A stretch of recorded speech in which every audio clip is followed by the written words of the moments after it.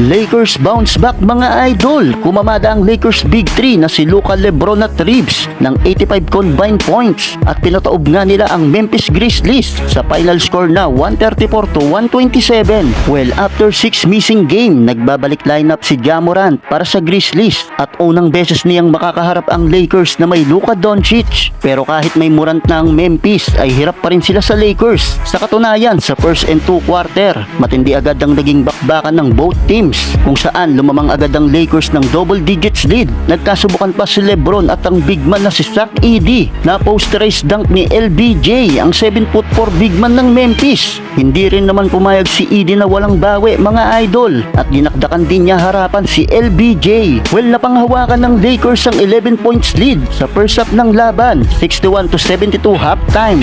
Second half, nagumpisa ng kumamada ang Memphis. Unti-unti ay naibaba nila sa single digits ang kalamangan ng purple and gold. Pagdating ng fourth quarter, naging back and forth na ang palitan ng opensa. Subalit under 8-minute mark ay lumamang na ng 4 points ang visiting team kung saan ay napatawag ng timeout si JJ Redick, pero hindi pumayag ang Lakers na matalo sila at muli ay nabawi nila ang kalamangan. Under 1 minutes, Austin Reeves clutch basket and 1. Halos mapasuntok pa sa hangin ng Lakers shooting guard mga idol. Sa uli, panalo ang Lakers. Nakapagtala ng 85 combined points si Luka, LeBron at Reeves. 31 points si AR. Tig 20 points game naman para kay Luka at LBJ.